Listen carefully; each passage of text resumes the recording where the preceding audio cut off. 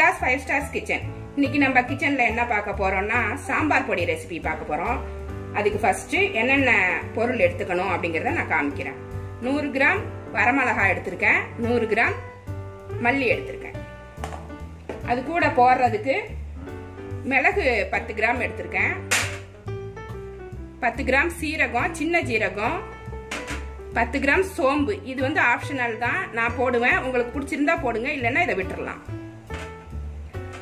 1 spoon கடுகு, 1 spoon வெந்தயம். இது ஏன் கம்மியா எடுத்திருக்கேன்னா இது வந்து வெந்தயம் அதிகமா போட்டா பொடி வந்து கசந்து போகும். சாம்பார்ல போடும்போது அதிகமா வெந்தயம் போட்டு நீங்க வறுத்து போட்டீங்கன்னா ஒரு கசப்பு தெரியும்.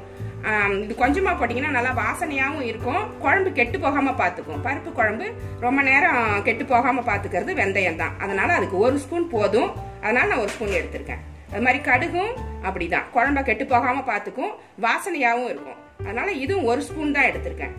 இது கூட ஒரு 1/2 ஸ்பூன் உப்பு போட்டு நுணுக்கும் போது நுணுக்கணும். நம்ம மிக்சியில போட்டு அரைக்கும் போது இந்த ஒரு 1/2 ஸ்பூன் உப்பையும் அது கூட போட்டு அரைச்சிக்கணும். இது எதுக்குன்னா பொடி வந்து ரொம்ப நாளைக்கு கெட்டு போகாம இருக்கிறதுக்காக, பூச்சி பிடிக்காம இருக்கும். அதனால ஒரு 1/2 ஸ்பூன் உப்பையும் போட்டு அது கூட நுணுக்கிக்கணும்.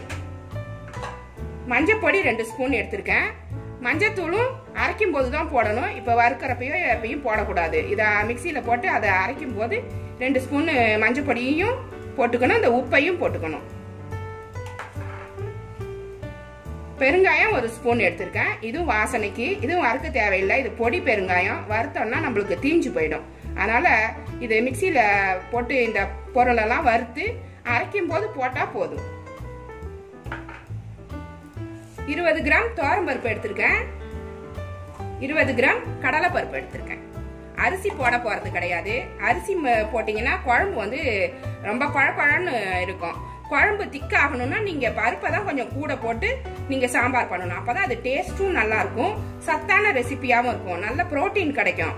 வெறுமனே கொஞ்சமா பருப்பு போட்டு சாம்பார் வச்சுட்டு நம்ம அரிசி மாவை போட்டு இந்த பொடி கூட அரைச்ச திக்கா பண்ணணும்னா அதுல ஒரு சத்துமே இருக்காது.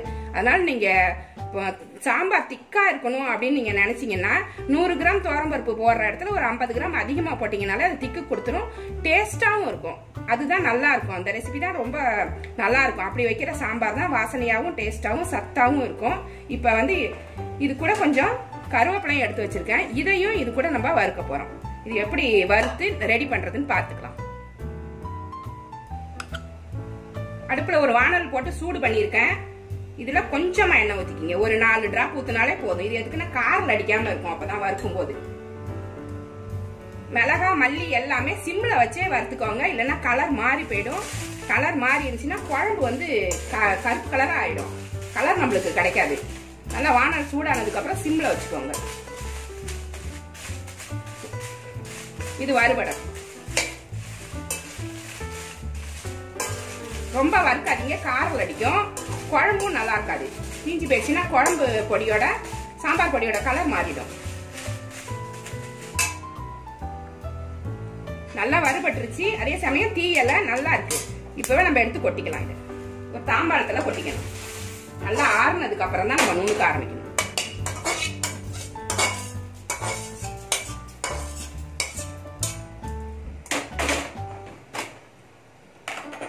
திரும்பவும் ஒரு 2 டிராப் எண்ணெய் ஊத்திக்கலாம். அதுல கொத்தமல்லியை போட்டுவேன். இதையும் மெதுவா வறுக்கணும், வாசம் வர்ற வரைக்கும் வறுத்தா போதும், ரொம்ப தீஞ்சிடக்கூடாது. இந்த கொத்தமல்லி வந்து வறுக்கிற வாசம் வரும், அப்பவே நிறுத்திக்குங்க. மல்லி நல்லா வறுபட்டுருச்சு, இந்த பச்சை கலர் மாதிரி இந்த மாதிரி நல்லா வறுபட்ட கலர் வந்துருச்சு, நல்லா வாசனையா இருக்கு. இப்ப இதையும் எடுத்து கொட்டிடலாம்.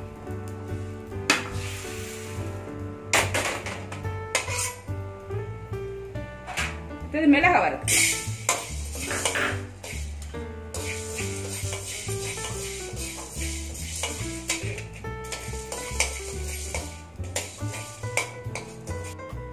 மிளகு நல்லா வெடிச்சு வந்துருச்சு.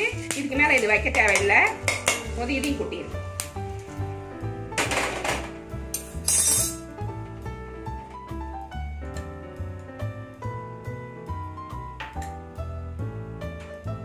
சீரகம் லைட்டா வறுத்தாலே போதும், டக்குன்னு இது வறுத்து போயிடும். ரொம்ப நேரம் இது வறுக்க வேண்டியதில்லை.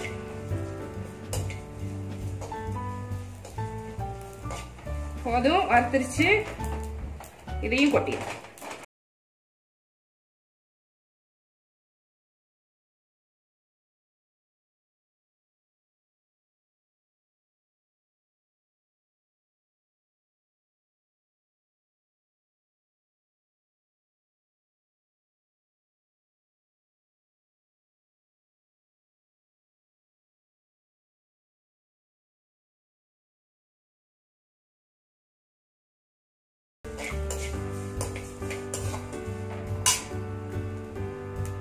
சோம்பு வறுபட்டுருச்சு. இதையும் கொட்டிடலாம்.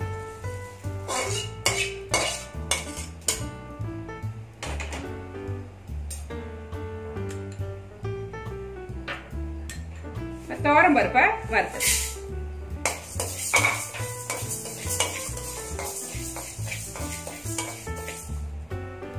துவரம் பருப்பு வறுபட்டுருச்சு. இதையும் கொட்டிடுச்சு.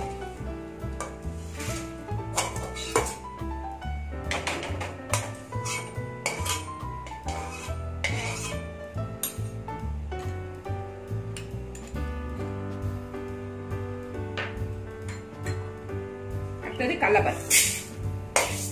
கடலை பருப்பையும் லேசா வறுத்து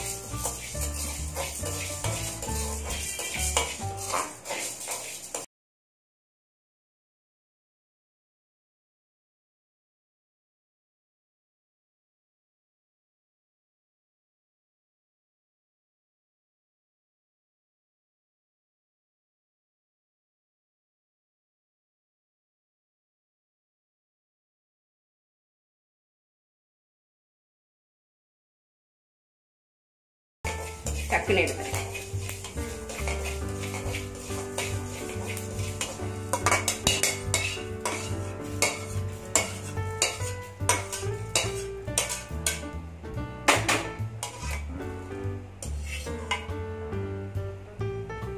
கடுகு போட்டு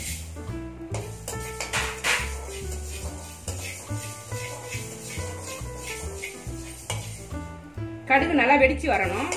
அதான் வாசமா இருக்கும். கடுகு போட்டீங்கன்னா சாம்பாரும் வாசமா இருக்கும். சாம்பார் கெட்டு போகாமலும் பார்த்துக்கும். வெந்தயமும் கடுகும் அதிகமா போட்டீங்கன்னா கசப்பு வரும்.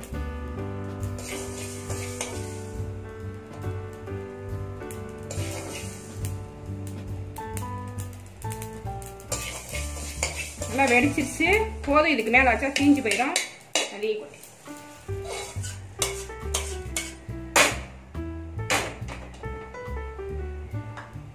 கருவேப்பிலைய லேசா வச்சு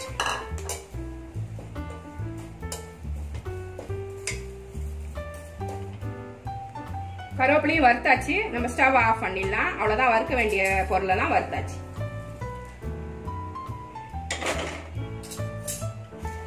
எல்லா பொருளும் வறுத்தாச்சு. இது கூடவே இந்த பெருங்காய பொடி, மஞ்சள் பொடி, கொஞ்சம் உப்பு எடுத்து வச்சிருக்கோம். இது ஆறின உடனே இது எல்லாமே இது கூட போட்டு மிக்சியில நல்லா நுணுக்கி எடுத்துக்கணும். அவ்வளவுதான். சாம்பார் பொடி ரெடி ஆயிரும். அரைச்சிட்டு வந்து உங்ககிட்ட காமிக்கிறேன் இது எப்படி இருக்குன்ட்டு.